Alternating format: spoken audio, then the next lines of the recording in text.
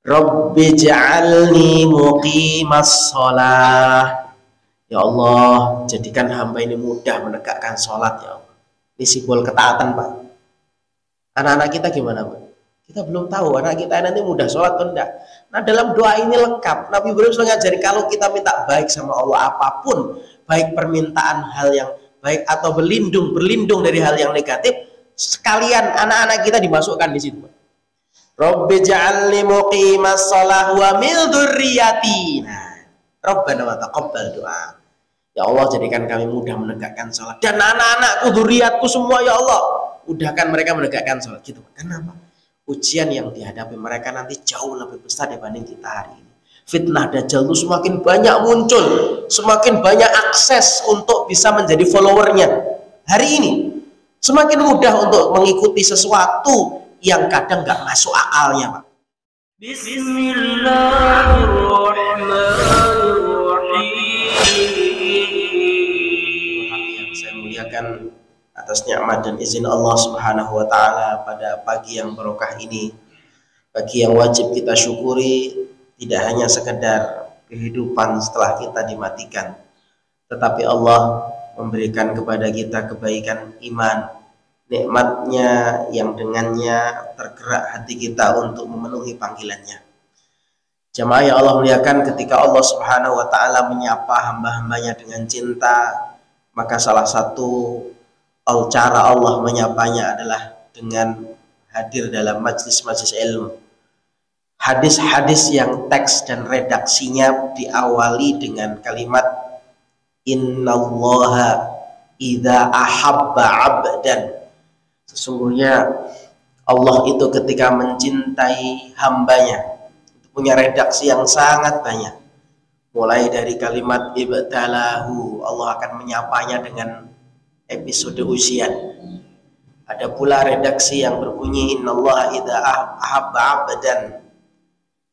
Sesungguhnya Allah ketika mencintai seseorang, salah satunya adalah yuwaffiqhu lahu 'amalun salih, ditempatkan dia dalam keadaan beramal saleh, hatta yalqa anhu jiranahu wa man haulah, sampai kematian orang tersebut menjadi iri pembicaraan tetangga, orang-orang terdekatnya. Terkadang Allah Subhanahu wa taala juga menyapa hambanya dengan cinta, salah satunya lewat pemahaman agama. Man yuridillah bihi khairan yufaqihu fiddin. Sehingga jamaah sekalian, ketika kita dibimbing oleh Allah untuk masuk dalam majlis-majlis ilmu, ucapkanlah alhamdulillah. Karena sesungguhnya semoga itu bagian ijabah daripada doa-doa kita yang senantiasa kita panjatkan di dalam sholat kita, dalam bait suratul Fatihah, ihdinas siratal mustaqim. Hati kita ini lemah jamaah sekalian, maka jangan menyombongkan diri, saya pandai untuk memilih dan sebagainya. Libatkan Allah dalam hal ilmu. Sesungguhnya ilmu datang dari Allah. Kita ingin dibimbing oleh Allah, kita ingin dihindarkan daripada ketergelinciran, kita ingin dihindarkan daripada penyimpangan-penyimpangan. Maka langitkan doa kita agar kita mendapatkan ilmu yang bermanfaat. Jamaah yang Allah muliakan, tidak lupa setelah kita merangkai syukur atas nikmat majlis pagi barokah ini, kita mengucap sholawat Allahumma sholli ala Muhammad wa ala ali Muhammad. Semoga keberkahan daripada sholawat senantiasa semakin memupuk kecintaan kita, menyadarkan kita pula akan beragama ini mengikuti Rasul Shallallahu Alaihi Wasallam. Pada subuh kali ini jamaah sekalian, sebagaimana tema sebelumnya, saya mengangkat kemarin sedikit tentang hajat-hajat primernya manusia kepada Allah, yang saya kaitkan dengan tema keluarga. Kalau kemarin berbicara tentang pemuda, itu kekuatan di antara dua kelemahan. Satu ayat yang kemarin saya angkat adalah Allahul ladzi khalaqakum min dha'fin. Dialah Allah yang menciptakan kita dari fase lemah. Tsumma ja'ala min ba'di dha'fin quwwah. Kemudian setelah fase lemah itu kita memasuki fase kekuatan. Tsumma ja'ala min ba'di quwwatin dha'fa wa syaiba. Kemudian setelah episode kuat, satu persatu kekuatan itu dicabut oleh Allah dan kita suka dan tidak suka akan memasuki fase lemah kembali dan ditambah dengan syaibah, uban yang tumbuh. Yahluku ma yasha. Dan Allah menciptakan yang demikian sesuai apa yang dikehendaki Allah. Meski manusia punya kehendak muda terus, kuat terus, maka sesungguhnya kehendak manusia akan kalah dengan kehendaknya Allah. Ini juga menjadi dalil tambahan jamaah dalam bab akidah, keyakinan akidah sunnah wal jamaah, bahwasanya manusia diperbolehkan punya kehendak. Yang terpenting adalah dia meyakini bahwasanya kehendak dia tidak akan terjadi kecuali atas kehendaknya Allah. Orang-orang Jabariyah karena menafikan ini, mereka menafikan kehendaknya makhluk. Makhluk ini adalah hamba yang seperti pohon yang siap kemana angin akan meniup, tak boleh punya keinginan, tak boleh punya kehendak. Bahkan pada puncaknya dia berpasrah diri dengan cara yang salah. Terserahlah angin nanti menghembus saya kemana, terserah saya ikut air mengalir saja. Ini kalau dalam konteks bahasa kita orang Indonesia, dua kalimat itulah yang sering didengungkan. Terserah angin menghembus kemana, yang kedua terserah saya ngikut seperti air yang ngalir. Padahal ini merupakan refleksi buah akidah Jabariyah. Tidak boleh jemaah. Kita ini diperbolehkan punya kehendak yang baik-baik kepada Allah. Harapan kita langitkan, silahkan. Ya, silahkan. Kita punya keinginan yang baik kepada Allah. Tetapi harus siap bahwasanya semua terkait kehendaknya Allah. Wa ma tasya'una illa ayyasha Allahu rabbul alamin. Kita boleh punya masyiah, tapi harus ingat kehendak Allah lah yang akan berkuasa. Ya, makanya ketika akan belum terjadi, kita mengatakan insya Allah semua ini terjadi jika Allah menghendaki. Jika Allah menghendaki. Kemudian kalau terwujud namanya kenikmatan-kenikmatan yang kita inginkan, kekaguman itu harus kita ungkapkan dengan kita ucapkan Masya Allah. Ini pun juga semuanya karena kehendaknya Allah Subhanahu wa Ta'ala. Jamaah yang Allah muliakan, jadi itu kemarin satu ayat yang kita angkat, kemudian menyadarkan kita sebagai orang tua bahwasanya kekuatan itu sedang diperebutkan. Kekuatan itu kalau pemenangnya adalah kita kaum muslimin, maka sesungguhnya kita memiliki semuanya. Makanya jamaah yang Allah muliakan, bagaimana musuh Allah itu berusaha melemahkan generasi ini supaya kegalauan mereka, kegelisahan mereka hanya dalam urusan syahwat, dalam urusan duniawi saja. Kalau itu sudah terjadi, maka kekuatan itu akan lemah dengan syahwatnya, karena kecenderungan setiap waktu hanya gimana supaya syahwat terlampiaskan. Kalau sudah demikian, maka muncullah generasi-generasi yang lemah. Nah, jemaah yang Allah muliakan, rahiman rahimakumullah, dan itu kemarin kita kaitkan dengan hajat primer kita kepada Allah. Salah satunya adalah perlindungan. Perlindungan untuk kita, maka perlindungan lebih berhajat lagi adalah generasi kita. Karena ujian yang kita hari ini hadapi jamaah tidak lebih berat daripada ujian yang kelak anak-anak kita, generasi kita hadapi. Ya, hajat primer itu minimal dikelompokkan menjadi 6. Boleh saya rangkum ulang jamaah sekalian, nanti kita akan bahas lagi. Urutan pertama adalah rahmatnya Allah. Kita berhajat kepada rahmatnya Allah dalam setiap waktu. Hajat yang kedua adalah diberkahi oleh Allah. Maka ini sebenarnya terangkai dalam ucapan salam yang dianjurkan Nabi, afsus salam bainakum. Bahkan kita diingatkan di antara ciri khas tanda dekatnya akhir zaman, seseorang itu hanya mengucap salam kepada orang yang dia kenal. Seorang hanya mengucap salam kepada orang yang dia kenal. Afsus salam, bahkan Nabi menyebut asyrun, pahala 10 kali lipat ketika menjawab waalaikumsalam, waalaikumsalam.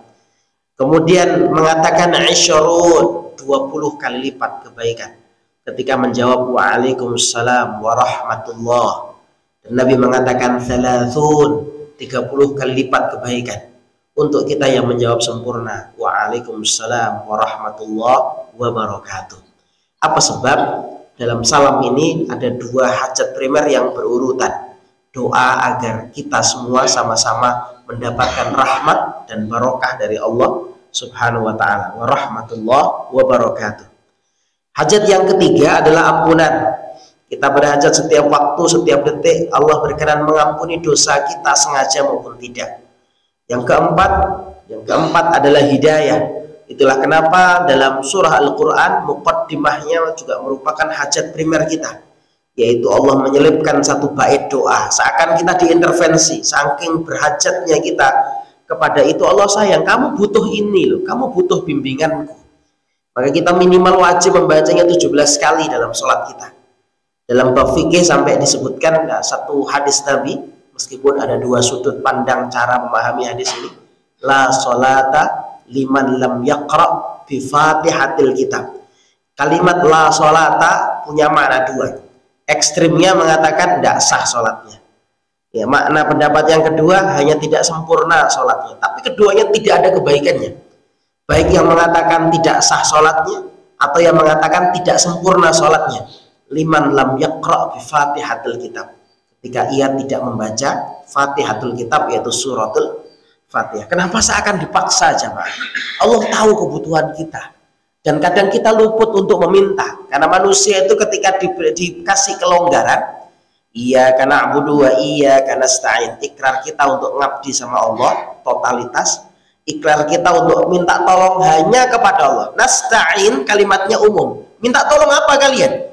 Maka ketika dibebaskan seperti itu, tabiat dan karakter kita jamaah itu selalu pasti orientasi minta kita list dunia itu prioritasnya. Kalau tidak percaya bukti konkretnya lah, jamaah mau haji atau umroh, silakan list daftar tetangga teman kita yang titip doa. Kira-kira paling banyak minta apa jamaah? Tolong doain aku supaya anakku begini, tolong doain aku supaya aku bisa selesai rumahku, tolong doain aku supaya hutangku lunas. Semua list daftarnya hampir permintaan dunia. Itulah kenapa filosofi di dalam tawaf jamaah sekalian, kita mulai dari sudut Hajar Aswad ya, kalau kanannya lampu hijau sebelah atas lurus begitu saja sudah untuk menjadi patokan gampang. Itu kita sebenarnya tidak dipatokkan dengan doa yang biasanya oleh jamaah Indonesia digantung di leher, buku kecil dilantung di leher tebelnya sebegini itu Pak ya. Tidak baku kepada doa yang itu ya, dibebaskan, silakan minta aja, minta apa saja. Baca Quran pun diperbolehkan ya. Zikir mungkin untuk mengingat putaran pertama biar ingat saya baca subhanallah, putaran kedua biar ingat saya baca alhamdulillah, putaran ketiga biar ingat saya bilang Allahu Akbar. Silakan, tidak dimasalahkan. Tapi mulai rukun Yamani sampai Hajar Aswad kita dibimbing untuk membaca doa Rabbana atina fid dunya hasanah wa fil akhirati hasanah wa qina adzabannar. Orang Indonesia bilang doa sapu jagat lah istilahnya. Karena manusia itu kalau dibebaskan untuk minta, mayoritas pasti ingatnya kita minta dunia jemaah. Jangan lupa ini yang paling penting. Fil akhirati hasanah wa qina adzabannar. Termasuk ketika kita di Al-Fatihah, iyyaka na'budu wa iyyaka nasta'in. Silakan minta pertolongan apapun kepada Allah, langitkan, minta tolong sama Allah. Kita ini lemah tanpa kekuatan darinya. Maka di antara permintaan yang nggak boleh luput, yang penting kita tidak lupa untuk berdoa ihdinas siratal mustaqim. Ini hajat primer kita jemaah, hidayah. Nomor berapa tadi? Nomor 4 ya. Nomor 5 tidak saya rinci dulu, nanti ada waktunya. Kemudian yang kelima adalah hajat kita perlindungan. Nah inilah terkait pembahasan kita kemarin. Hajat perlindungan tuh kepada banyak hal Pak, dan itu rangkumannya di 2 surat di penutup Al-Quran. Jadi Quran itu menarik, pembukanya adalah hajat primer kita juga hidayah, penutupnya juga hajat primer kita juga isti'adah, perlindungan dari Allah Subhanahu wa taala yang maha sempurna pelindungannya. Nanti kita jelaskan poin ini yang kelima ini karena terkait pembahasan kemarin. Dan yang terakhir adalah hajat kita itu amal diterima. Hajat kita itu amal diterima. Kita waktu terbatas jamaah sekalian dalam beramal soleh. Umur kita terbatas. Start garis kita untuk sadar serius bertobat kepada Allah, ikhlas dalam beramal. Dulu mungkin sudah beramal, tapi masih banyak rusak niat kita dalam beramal. Masih banyak yang hanya berangkat untuk ingin dibilang haji, hanya untuk kata supaya orang memuji dalam amal kita, infak supaya dikatakan orang dermawan. Dulu mungkin seperti itu. Setelah kita ngerti kajian, majelis ilmu, ya, kemudian mulailah terbimbing kita terarah semakin, ya Allah ini inna sholati wa nusuki wa mahyaya hanya untuk engkau saja ya Allah, semua ibadahku. Semua ibadah hanya untuk Engkau saja ya Allah. Sudah mulai terbimbing, alhamdulillah. Tapi garis start itu baru mulai berapa tahun, jemaah. Makanya kita sangat berhajat amal yang terbatas ini Allah berkenan menerimanya. Ya, maka deretan orang-orang terkasih, Khalilullah, Habibullah, Khalilullah Nabi Ibrahim, Habibullah Nabi kita Muhammad Sallallahu Alaihi Wasallam. Maka hamba-hamba Allah yang terbaik ini saking menunjukkan betapa pentingnya amal diterima, beliau level tertinggi hamba yang dikasih oleh Allah, yang dipastikan amalnya pasti diterima, tetap memiliki kekhawatiran seperti itu jamaah sekalian. Allah berfirman, wa idh yarfa'u Ibrahimul qawaida minal baiti wa Ismailu Rabbana taqabbal minna innaka antas samiul alim. Tatkala Nabi Ibrahim dan Nabi Ismail meninggikan Ka'bah atas perintah Allah Subhanahu wa taala dari pondasi-pondasinya yang hilang tatkala pasca banjir bandang di masa Nabi Nuh alaihissalam. Itu jamaah yang Allah muliakan. Nabi berdoa, Rabbana taqabbal minna. Ya Allah, terima, berkenan Kau terima amalkan. Padahal pasti diterima jamaah amal. Bahkan teladan utama Rasulullah Muhammad SAW. Setiap pagi setelah mendoakan keberkahan, Nabi pagi hari berdoa, Allahumma barik li ummati Muhammadin fi buhuriha, ya Allah, berkahi setiap umatku yang beraktivitas pagi hari ini ya Allah. Nabi juga berdoa, ya Allah berikan ganti yang melimpah bagi yang berinfak pagi ini. Maka beliau mengajarkan untuk melazimi sedekah pagi, ya, atau istilah kita sedekah subuh gitu Pak ya. Ya, kemudian Nabi pun berdoa, Allahumma inni as'aluka ilman nafi'a wa rizqan thayyiba wa amalan muttaqabbal. Nah, kalimat ini menunjukkan betapa beliau sangat berhajat di antara beberapa kebutuhan kepada Allah. Ya Allah, terima amal kami hari ini, wa amalan muttaqabbal. Maka kita lazimi doa itu Pak. Allahumma inni as'aluka ilman nafi'a wa rizqan thayyiba wa amal muttaqabbal. Itu hajat-hajat kita kepada Allah. Nah, ilman nafi'a terkait hajat hidayah. Hajat hidayah tadi, ilman nafi'ah. Nah, jamaah sekalian, rizqan thayyibah dimasukkan para ulama terkait masalah bab rezeki, perlindungan. Karena ini terangkai dalam surah Quraisy dan surah Al-Fil. Jaminan keamanan itu surah Al-Fil, diselamatkannya orang Quraisy dari pasukan Abraha. Jaminan mencari nafkah digabungkan dalam surah Quraisy, li'ila fi Quraisy. Mereka di dua musim bisa mudah untuk mencari nafkah. Makanya tema tentang rizqan thayyibah dimasukkan terkait bab perlindungan, hajat perlindungan, ya, berarti hajat nomor 5, ya, karena Allah gabungkan dua nikmat ini dalam dua surat yang terkadang para sahabat membacanya bersambung. Jadi di juz 30 itu jamaah sekalian ada beberapa surat yang terkadang dibacanya bersambung. Kalau di surat panjang juga ada, seperti surat Al-Anfal dan surat Al-Baro'ah, surat At-Taubah. Ada yang membacanya tanpa jeda dengan alasan dua topik yang sama, salah satunya tentang peperangan di masa Nabi SAW, yaitu surat Al-Anfal tentang harta rampasan perang dan surat At-Taubah.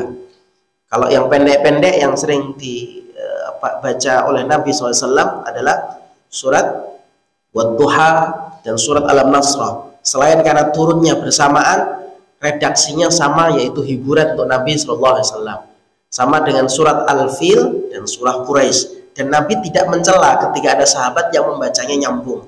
Bukan berarti menunjukkan di satu surat, untuk menunjukkan bahwasanya maknanya berkaitan, ya. Nanti dibahas dalam tafsir Al-Qurtubi terkait tentang masalah poin ini. Jamaah, ini 6 hajat primer kita. Saya ulangi, kita berhajat kepada rahmatnya Allah.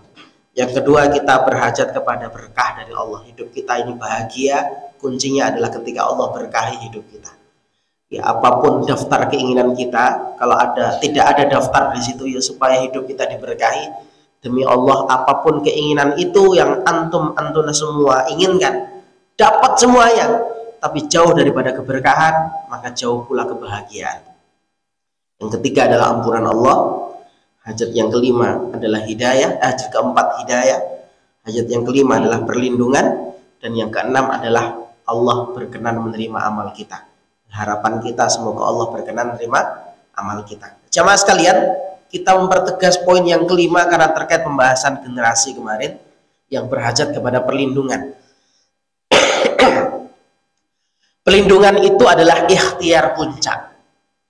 Sebelumnya tentunya ada ikhtiar awal yang kita jalani. Jadi sebelum kita mengatakan Bismillahirrahmanirrahim, contoh ini prakteknya Pak, maka kita pastikan ban kita cek, oh ini kita cek, radiator kita cek, ya kan, kondisi mesin kita cek, ya, barulah Bismillahirrahmanirrahim, Bismillahirrahmanirrahim, barulah perlindungan, ya. Jadi ada fase yang harus dilewati. Sama Pak, sekarang saya kaitkan generasi karena tema kita adalah ayat keluarga. Kita berhajat kepada perlindungan untuk diri kita dan anak-anak kita, ya. Ini tradisi para nabi dulu. Kalau berdoa untuk beliau dirinya, maka beliau mereka semua tidak luput doakan anak turunannya.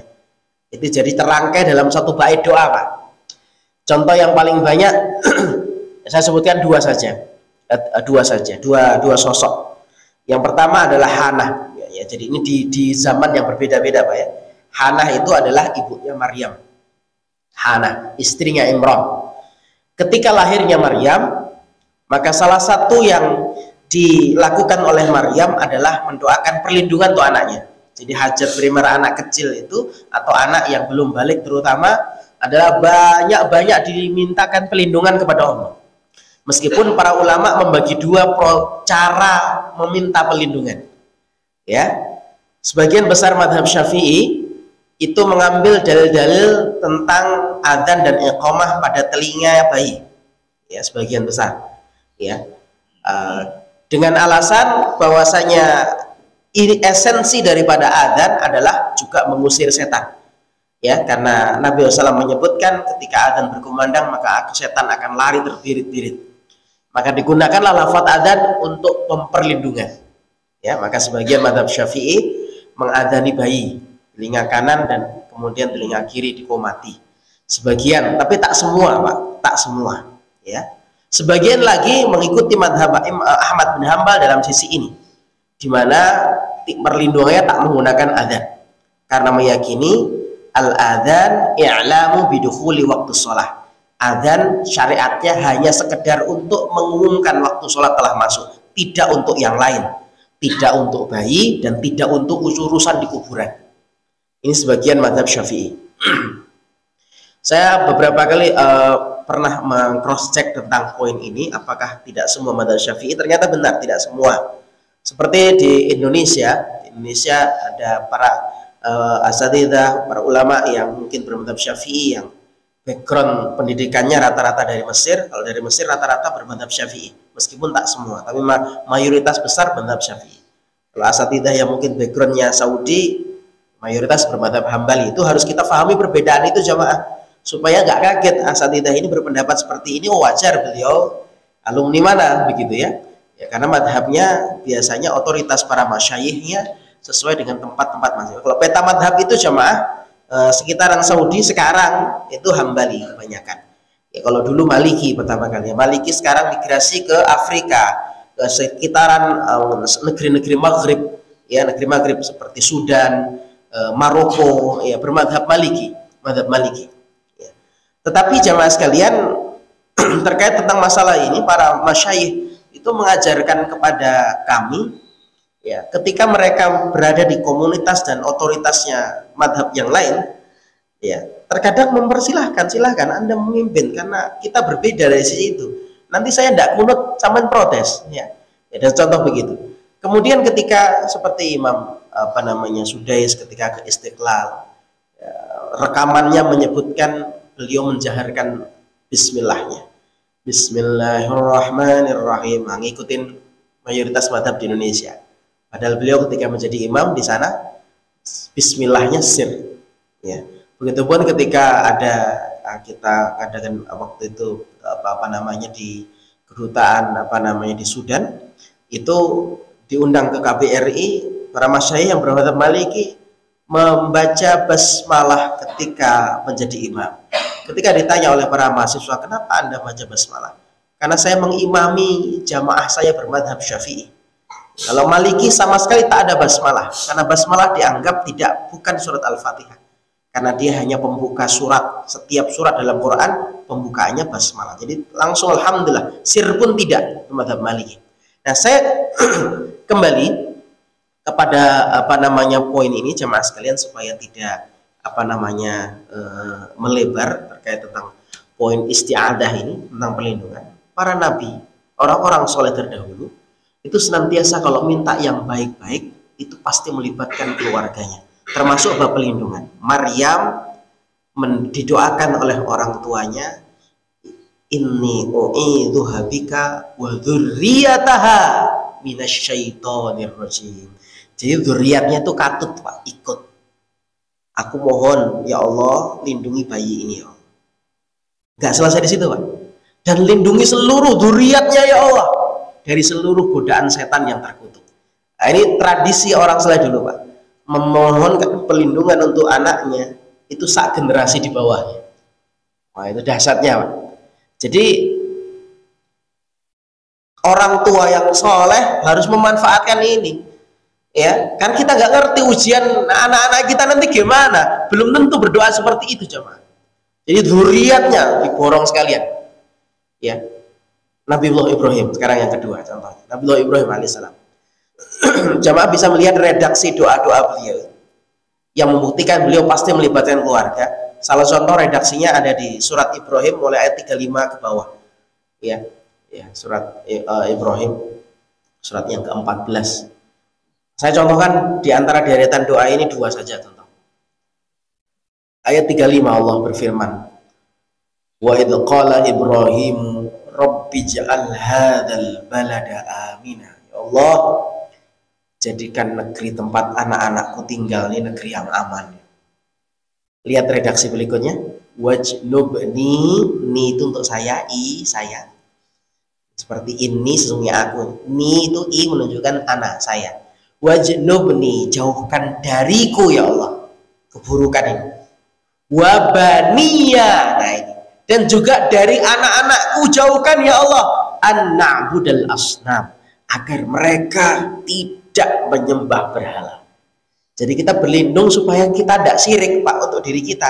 Kita doain anak-anak kami ya Allah jangan sampai mereka syirik ya Allah. Contoh, saya loncat ayat 40 doa Nabi Ibrahim juga, Pak. Rabbi ja'alni muqimas sholah. Ya Allah, jadikan hamba ini mudah menegakkan sholat ya Allah. Ini simbol ketaatan, Pak. Anak-anak kita gimana, Pak? Kita belum tahu anak kita nanti mudah sholat atau enggak. Nah, dalam doa ini lengkap. Nabi Ibrahim sudah ngajari kalau kita minta baik sama Allah apapun, baik permintaan hal yang baik atau berlindung dari hal yang negatif, sekalian anak-anak kita dimasukkan di situ, Pak. Rabbi ja'alni muqimas shalah wa min dzurriyyati. Nah, Rabbana wa taqabbal doa. Ya Allah, jadikan kami mudah menegakkan salat dan anak-anakku, dzurriatku semua ya Allah, mudahkan mereka menegakkan salat gitu. Kenapa? Ujian yang dihadapi mereka nanti jauh lebih besar dibanding kita hari ini. Fitnah Dajjal itu semakin banyak muncul, semakin banyak akses untuk bisa menjadi followernya. Hari ini semakin mudah untuk mengikuti sesuatu yang kadang nggak masuk akalnya, Pak. Karena kita bisa geleng-geleng kepala gitu anak-anak sekarang. Ya, fitnah Dajjal semakin ngeri di akhir zaman, jamaah sekalian. Fitnah Dajjal semakin ngeri. Makanya hal yang dulu hanya dilakukan mungkin anak-anak kuliah, turun mulai sekarang anak SMP melakukan, turun bahkan anak SD sudah bisa melakukannya. Semakin ke bawah semakin semua seakan bisa melakukan hal yang dilakukan orang dewasa. Mengetahui caranya, aksesnya, ya jemaah sekalian.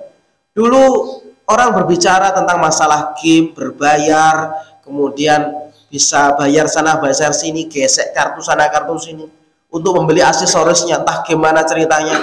Ada yang mengatakan beli ban, beli peluru, beli apa sesuai dengan game yang dimaksud, dan itu uang semua, uang semuanya. Hari ini bisa dilakukan oleh anak-anak kecil, ya. Dan omsetnya, hasilnya luar biasa kalau ngerti caranya. Bukankah itu menggiurkan jamaah sekalian?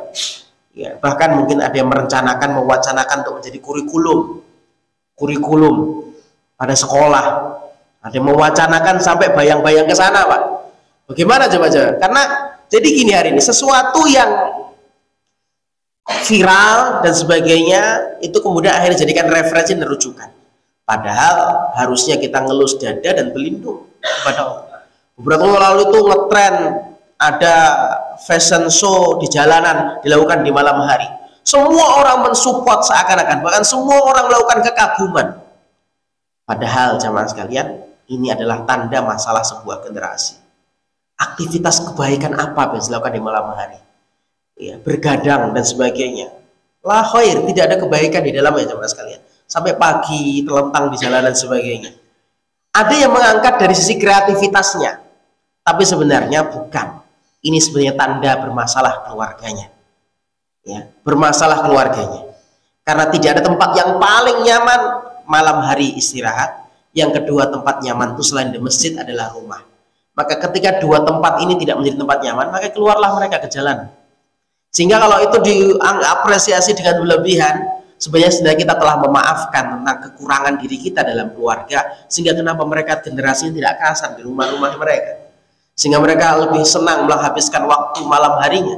Pagi hari waktu dijadikan Allah untuk kita ma'asya, wa ja'alna nahara ma'asya, tempat kita cari ma'isya. Siang hari tidur semua Pak, tidur semua.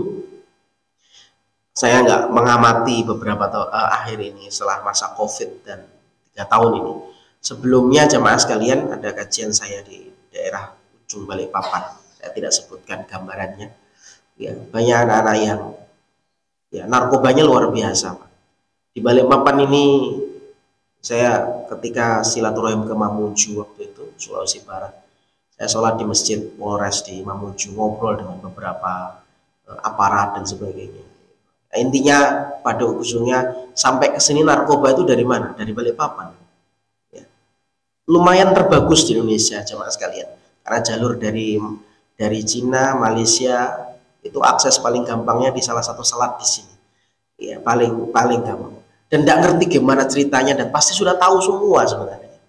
Karena ada yang kisah daripada ayah ketika ngobrol di masjid, aku tadi malam habis lawe, habis 25, habis sekian, untuk membebaskan supaya tidak masuk ke dalam penjara. Itu bukan cerita yang sekali kita dengar. Ya, karena untuk dilepaskan harus sekian yang dikeluarkan. Berarti bukan cerita yang ditutup-tutupi. Sebenarnya sudah ada yang tahu, cuman kenapa tidak diberantas betul-betul jamaah sekalian. Ya. Itu malam hari banyak di pinggir jalan ya begitu. Sudah ada yang tahu tempatnya di sana. Mobil mampir, lumayan Pak. Ya, dapat 200.000, 300.000, 500.000 semalam untuk anak-anak itu luar biasa Pak. Ngeri, gede sekali hasilnya itu. Tapi ketika pagi hari tidur semua sudah Pak, nggak ada kehidupan sampai nanti mau sore, mati semua. Gimana generasi muda seperti itu kehidupannya? Kalaupun bangun mata merah semuanya, ya. Jadi nggak ada orientasinya. Malam kemudian menghabiskan waktu dengan itu lagi, begitu terus coba sekalian. Inilah hal yang wajib kita sama-sama renungkan. Betapa pentingnya pelindungan kepada Allah di masa ini. Kita jamaah sekalian, ada hal yang perlu kita perhatikan di bagian akhir saya sampaikan, karena tadi saya katakan tawakal dengan doa ini ada hal yang harus kita lakukan di awalnya, yaitu ikhtiarnya. Apa itu? Pondasi ilmu tentang Allah Subhanahu wa Ta'ala. Karena ketika seseorang telah baik ilmunya tentang Rabb-nya, sampai muncul rasa takut, rasa harap, cinta, maka godaan itu ketika ada itu minimal remnya lebih besar jamaah. Remnya lebih besar, nggak menggampangkan. Kalaupun tergelincir cepat baliknya. Kenapa? Ma'rifatullah. Jadi PR ma'rifatullah hari ini menjadi PR besar kita. Bagaimana supaya modal mereka mengenal Allah, mengenal penciptanya, takut kepada Allah itu betul-betul masuk ke dalam jiwa. Sehingga berpisah tempat, berpisah pulau, itu hati kita aman ketika menggantungkan itu kepada Allah, dan karena kita telah memberi modal pondasi, mereka mengenal Allah Subhanahu wa Ta'ala. Tanpa itu jamaah sekalian tidak bisa. Tanpa itu tidak bisa. Ya, apapun yang kita bekali ketika kita luput untuk membekali tentang ma'rifatullah, ini makna globalnya saja, ma'rifatullah. Masalah tema-tema iman demi Allah, mudah sekali tergelincir. Mudah sekali tergelincir. Maka jamaah yang Allah muliakan, saya pernah mengingat satu kisah nyata yang pernah waktu itu sampai kepada kami, seorang ibu yang sangat shock sekali anaknya yang telah dibekali dengan hafalan Al-Quran beberapa juz, kemudian harus melanjutkan ke perguruan tinggi di sebuah universitas populer di Sulawesi Selatan. Ya. Kabar yang tidak mengenakan datang karena anaknya dikabarkan berpacaran, dan masalahnya adalah bukan sekedar berpacarannya, tapi berpacaran dengan orang Nasrani, anak gadisnya ini. Dan jamaah yang Allah muliakan, muhasabah kemudian kita mengajak untuk melakukan, jangan langsung menyalahkan dulu, ya, karena bisa jadi mungkin kitalah yang sebab utamanya, karena memang jari ini senantiasa dibiasakan dalam syariat untuk menunjuk diri sebelum menunjuk yang lain. Tradisi mulai awal para nabi, Nabiullah Adam berdoa Rabbana zalamna, kami yang zalim ya, bukan engkau apalagi, Allah nggak pernah zalim. Jadi tradisi jari ini selalu dimudahkan untuk kesini dulu sebelum yang lain. Ya, ini salah saya. Nabi Yunus alaihissalam dalam perut ikan sama, ini kuntu minadh dhalimin, aku ya Allah yang zalim. Terus tradisi itu harus kita lazimi jamaah, karena kalau tunjuk ini ke depan tak kunjung selesai masalahnya, karena pasti akan saling menyalahkan dan tidak mau ada yang disalahkan, nggak akan selesai. Maka kalau mau introspeksi semua ke sini, tapi tetap Pak ini salah dia, enggak, sudah kita introspeksi dulu. Dan terima jamaah sekalian, saya pernah membahas tentang saraf-saraf emosi ya, sebagai penutup ini saya sampaikan di pagi barokah ini. Ternyata ini kalau tidak pernah kita lakukan di rumah kita, maka ibarat rongga cinta itu kosong Pak. Maka siap diisi nanti di luar, maka siapa pengisinya? Inilah masalah besar. Ternyata yang mengisi rongga cinta anak gadis ini adalah orang Nasrani. Dia tahu anak ini perlu perhatian. Dia tahu anak ini komunikasi dengan ayahnya tidak ada. Adanya cuma sama ibunya. Adanya sama ibunya. Jadi yang sampai mau ngurusi kuliah, sampai apa, nak kamu gimana, itu ibunya, nggak ada ayahnya. Ayahnya ya pokoknya uangnya selesai. Ternyata itu dampaknya luar biasa. Mudah orang digoda dengan laki-laki di luar sana ketika hilang sosok ayah itu dari anak-anak gadis ini. Saya ceritakan anak gadis itu jamaah sekalian di subuh kali ini. Saraf emosi itu kalau anak perempuan terutama di punggungnya jamaah sekalian, tidak pernah itu didapati. Wah, selain nanti jadi anak temperamen, pernah saya sampaikan itu, saya ulang lagi, temperamen, supaya kita betul-betul care tentang masalah ini. Sampai jadi istri pun nanti temperamen, pasti itu nanti jamaah bisa amati untuk muhasabah. Saya juga muhasabah diri saya, keluarga saya. Pasti ini dulu ketika kecilnya jauh dari bapaknya, pasti itu. Istri pasti emosional Pak orangnya. Ciri khasnya, ya terapinya sebenarnya mudah, cuman pelan-pelan, sering dipeluk oleh suaminya. Ketika dipeluk, diusap-usap punggung, insya Allah akan lebih lembut Pak. Yang awalnya temperamen, silakan dipraktekkan. Jadi maafin saya, dipeluk, diusap, karena itu saraf emosi jarang disentuh. Jarang disentuh. Jamaah yang Allah muliakan, jadi bukan hanya sekedar ma'rifatullah, tapi ada faktor penguatnya. Di mana kita ini punya syahwat, punya hajat untuk dipenuhi. Hajat kita salah satunya adalah dicintai, disayangi, didengar, diperhatikan. Itu hajat-hajat semuanya. Jadi sebelum ya Allah lindungi generasiku, sebelumnya mungkin ada hal yang telah kita ikhtiarkan.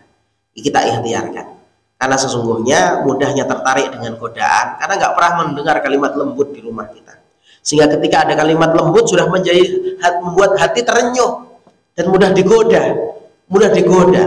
Makanya saya kadang bilang sama anak saya yang masih kecil, ya terkait masalah orang asing, nggak masalah kita bilang, nah ini orang asing, bener, ya karena kalau tidak diberi proteksi seperti itu, dikasih permen saja sudah gampang tertarik.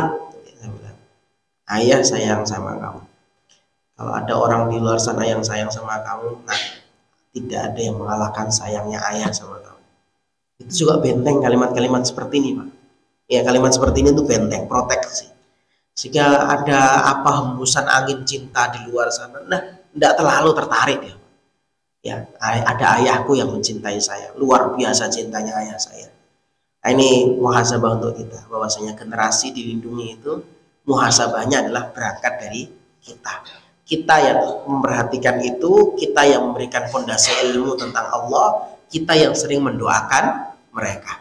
Kita ini pengawasannya lemah jemaah, maka nggak boleh sombong, anakku gampang, bisa dia jaga diri. Kita libatkan, ya Allah, aku titipkan mereka semua kepadamu, ya Allah, kami nggak mampu untuk menjaganya secara sempurna, ya Allah. Ini kita lafadzkan, Pak. Kita lafadzkan, jaga anak-anak kami, ya Allah.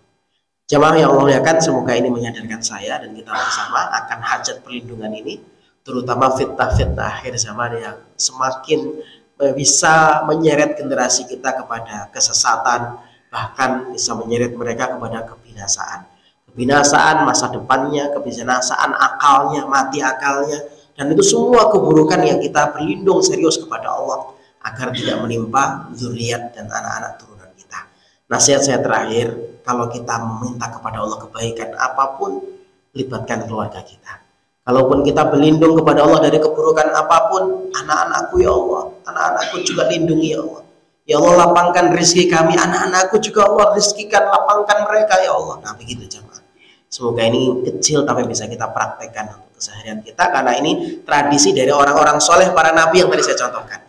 Mereka berdoa pasti juga di sana merangkum keluargaku juga, ya Allah, masukkan dalam doa ini. Barakallahu fikum jamaah sekalian, semoga memberi manfaat nasihat pagi hari ini. Kita memohon ampun kepada Allah Subhanahu wa taala dan kita tutup majelis kita ini dengan kafaratul majlis. Subhanakallahumma wa bihamdika asyhadu an la ilaha illa anta astaghfiruka wa atubu ilaik. Mohon maaf lahir dan batin. Assalamualaikum warahmatullahi wabarakatuh.